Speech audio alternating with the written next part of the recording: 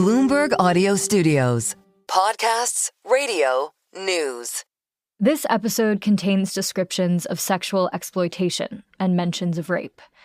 Please take care while listening. Last year, Bloomberg's Sheridan Prasso went to visit one of the biggest rubber plantations in Liberia. It is a very large plantation. The total area is double the size of Chicago.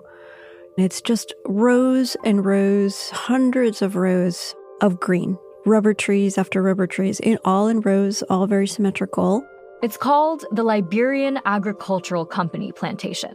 It's one of more than a dozen rubber and palm oil plantations in Africa and Asia, owned by the European company Socfin. Socfin is far from the largest supplier of rubber and palm oil in the world, but it's a major player in parts of Africa. It is outsized in terms of its influence and in terms of its importance in the countries and in those economies where it operates.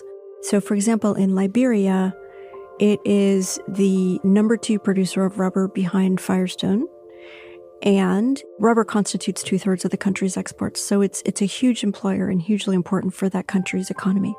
Its palm oil winds up in products from food makers like Nestle, and its rubber is bought by some of the world's largest tire makers, including Continental, Bridgestone, and Michelin. The Socfin plantation Sheridan visited in Liberia produces about 28,000 metric tons of rubber every year. It employs more than 4,000 people, including a young woman we'll call Rebecca. We're not going to tell you much about Rebecca to protect her identity, but we can tell you she's a mother of young children, and she works as a tapper. A tapper is somebody who goes around from tree to tree.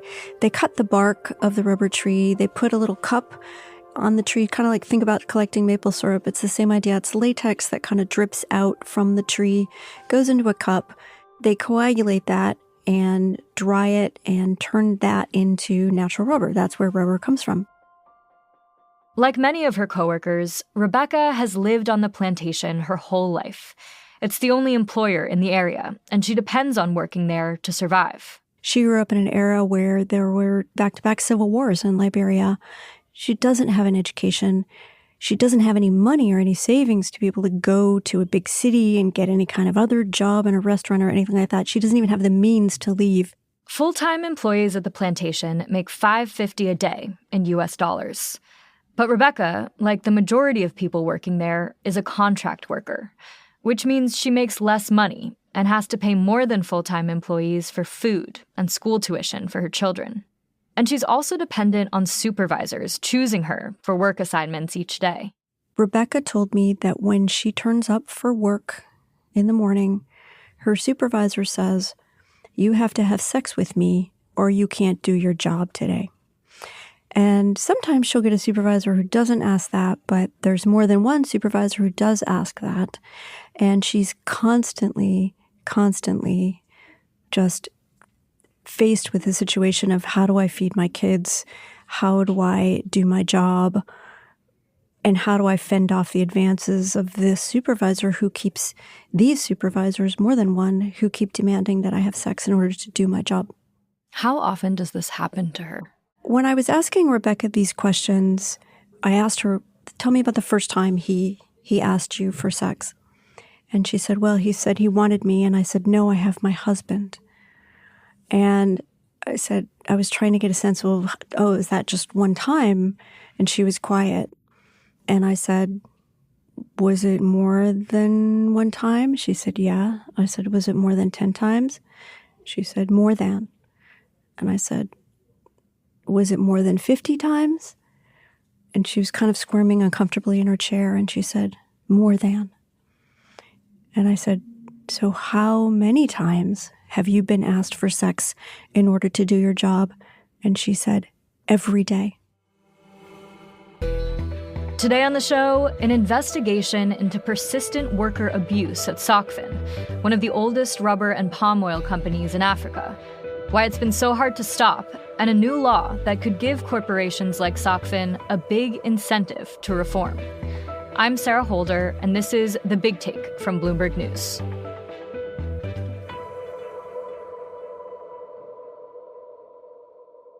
Bloomberg's Sheridan Prasso spoke to 8 women, like Rebecca, who say they face repeated demands for sex in order to work at Socfin plantations.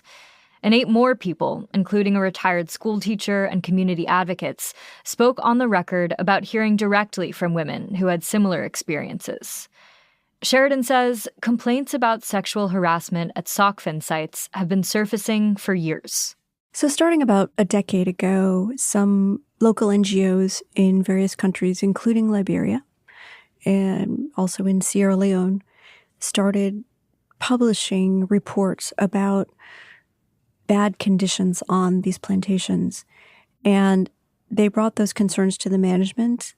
Socfin said, well, there haven't been any reports to the police, so it seems like it maybe isn't true. And so for a long time, the company didn't take those allegations seriously because they were applying kind of a Western lens to the idea that if you were raped, you were coerced into sex, or you had demands for sex by your supervisor on a daily basis, as was reported to be happening there, that you would go to the police. And that's not what happens on a plantation in rural Africa. None of the 8 women Sheridan spoke with filed a formal complaint about the sex for work demands they faced. There aren't really police to go to that people have access to make complaints like that. And if you do make a complaint, you lose your livelihood. You can't feed your children. And so the repercussions that these women have long faced for trying to come forward have allowed the company for a long time to not really see that there is a very deep and systematic problem at many of its plantations. Socfin has been producing rubber and palm oil since the 1890s. It got its start in the Belgian Congo during the rule of King Leopold II. Socfin is one of the only legacy institutions, one of the only producers of rubber and palm oil that's been around since the colonial era and is still operating. As countries gained their independence all throughout the 1960s and that era in Africa, it lost a lot of its holdings, but then it started regaining and expanding them into the 1990s and 2000s when there was a wave of privatization across Africa. And Socfin then acquired a whole bunch of concessions that were suddenly being privatized, and at the same time, countries recovering from civil wars that wanted to bring in foreign investors. Today, Socfin has 2 owners. One of them is Vincent Bolloré, who is sometimes called the Rupert Murdoch of France. His fortune is worth about $9 billion US, and through his holding company, Bolloré SE, he's the largest shareholder in the French media company, Vivendi. It's a very large conglomerate, and as part of the TV, radio, and newspaper empire that he owns, he has increasingly been pushing a kind of right-wing-ish conservative agenda. Bolloré is one of the wealthiest men in France. And through his holding company, he also owns about 35% of Socfin. And he has long maintained that because he's a minority owner, he says he's not responsible for anything that Socfin does. And he's not responsible for its daily management. That would be the other co-owner. So the person who is responsible for its daily management is Hubert Fabry. And he is a Belgian businessman. His father was connected to the original founders of the Socfin empire. Fabry declined to be interviewed for the story, and a spokesperson for Bolloré and for his holding company also declined to comment. Nonprofits had been raising concerns about Socfin's labor and environmental practices for years, when in 2016, some of Socfin's customers started pushing for reforms. And Nestle in particular started asking for Socfin to improve some of its practices. So that pressure started happening from consumer companies that realized that things were kind of changing and that they also had to make sure that their supply chains reflected kind of a broader commitment to sustainability and good labor practices. Socfin agreed to partner with a Swiss NGO called the Earthworm Foundation to develop some social responsibility guidelines and assess allegations of sexual abuse and other issues. Over the years, more and more allegations came to light. And in 2023, Earthworm started conducting audits, interviewing hundreds of workers at 8 Socfin plantations. At all of the plantations it audited, Earthworm found credible evidence substantiating these allegations of sexual harassment. And there were a lot of other problems, too. So Socfin has long faced allegations of paying workers poorly and not equipping them fully with the productive equipment that they need for their jobs or deducting that equipment from their pay. The company has recently conducted its own audits to see if those allegations were true and did find that in some cases, workers were still working 12 hours a day without overtime pay. At 5 plantations, Earthworm found evidence to support some, but not all, allegations of labor rights and worker safety violations. The company says it's been taking steps to remedy these issues. Lawsuits and complaints have also accused Socfin of causing environmental damage. Access to fresh drinking water is a problem at many of those plantations, according to the audits that have been done recently. The company has also faced allegations of appropriating farmland and destroying villages without fully compensating the people the company displaced. So there are still these outstanding issues about land, about labor, about environmental issues, and definitely about sexual harassment and even allegations of rape. Socfin has not disputed Earthworm's findings. The company says it has taken steps to address sexual harassment, including issuing a series of action plans. Things like put up a sign, no sex for jobs, or strengthen our sexual harassment training policy. And when I visited the plantation in late 2024, people told me that there had not been any improvement because putting up a sign that says no sex for jobs, offering more training on your sexual harassment policy or strengthening your sexual harassment policy was not the solution to this systemic problem. A spokesperson for the company said in an email that Socfin has obtained numerous environmental certifications and has, quote, a deep-seated commitment and drive to uphold the highest sustainability standards. Coming up, why a new EU law could soon pressure Socfin to change.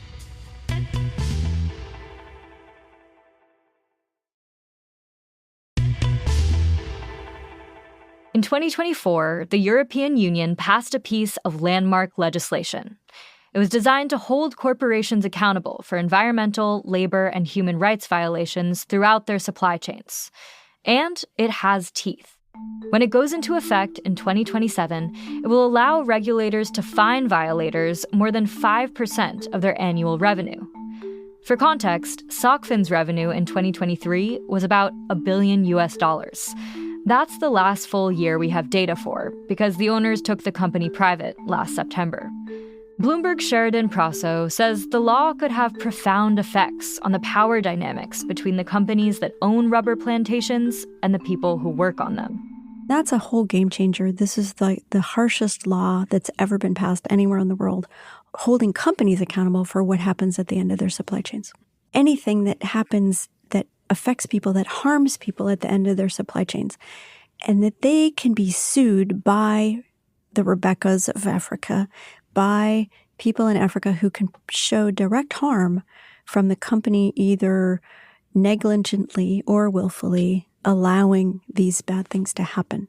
How has that changed how customers of Socfin have reacted to these kinds of reports and allegations? I think that the fact that all of the individual countries of Europe have to put in place their own measures that involve fines, that involve potentially, in the case of deforestation, import bans. The fines are pretty substantial, and the threats of lawsuits are even more substantial. I think it does seem that that is raising the sense of urgency for the end suppliers, that not just Socfin could get sued under these new laws, but Michelin, Continental, Bridgestone, and potentially even Nestle could be sued too. Nestle doesn't purchase products directly from Socfin anymore, but Socfin palm oil is still part of its supply chain. What have these companies said so far when you spoke to them about what you found? Well, Nestle says that they take a supplier engagement seriously and they work with them to try to establish best practices, right? And they for a long time required their suppliers to be certified as environmentally sustainable. Sheridan also asked tire company leaders for their reactions to the sex for work demands at Socfin's plantations. Michelin said, first of all, they said they were not aware of the sex for work demands that was going on at Socfin's plantation, even though they directly source from lack in Liberia.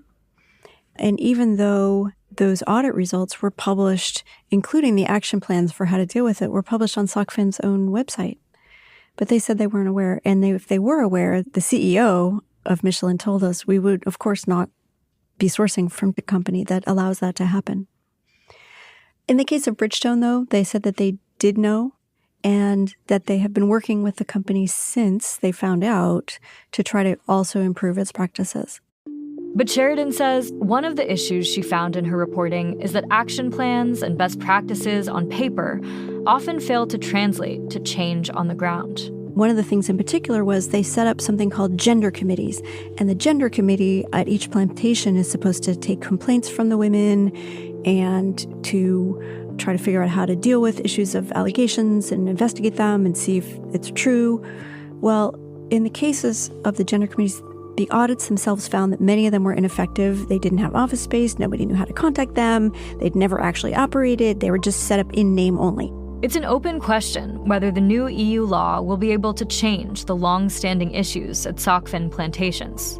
Have the advocates that you've spoken to who've been doing this work for a long time, trying to raise awareness, do they feel hopeful about that new urgency? First of all, 2027 is a little bit of a ways away. And for the people who are working to improve conditions right now on the ground in 2025, 2 years of sex demands for Rebecca are too long to wait. In the meantime, one plantation in Liberia has seen improvements, but not by Socfin. After Socfin sold the Salala Rubber Corp plantation in August 2024, its new owner began addressing long-standing worker complaints, including a lack of safety equipment, medical resources, and generally poor living conditions on their plantation. The new owner is an Indian businessman who has worked in Liberia for a long time. He goes by GT. That's short for Upjit Singh Sachdeva. Sachdeva says he isn't aware of reports of sexual abuse or harassment and hasn't read Earthworm's audits. But he also says he's committed to Socfin's action plan. So GD came in and immediately made some improvements. And what he did was immediately renovate worker housing. And then he bought medical supplies for the clinic, hospital clinic, that had been completely emptied of supplies. He ordered an ambulance. He renovated the school for the workers' children. And he started feeding the children of the 800 workers on the plantation daily meals, hot meals at school. Has he taken any steps to address the systemic issues that are behind the sex for work allegations? So one of the things he also did was he changed the way that people are compensated. So instead of having to meet a quota in order to get paid, you get paid by how much you produce. So that helped people not feel so strained as to try to get so much work done, because part of the problem is that in order to get that work done, men were hiring women to do periphery chores for them. Periphery chores like cleaning the cups used to collect latex when it drips out of rubber trees. But sometimes the men would say, well, now you have to have sex with me or else I'm not going to pay you. And so that was common on the plantation.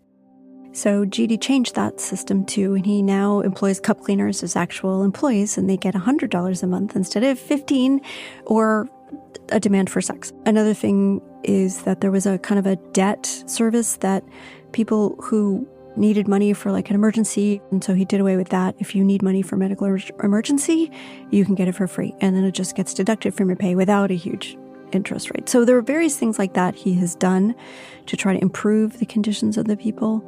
And I think one of the things that becomes clear is that maybe just a few management changes on some of these plantations could actually result in just a much better working system, much better conditions for the workers there.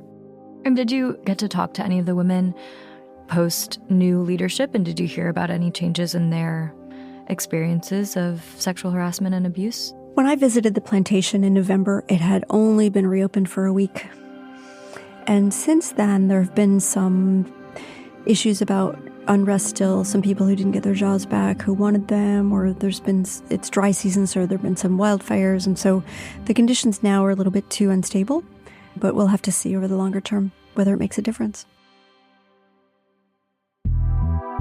This is The Big Take from Bloomberg News. I'm Sarah Holder.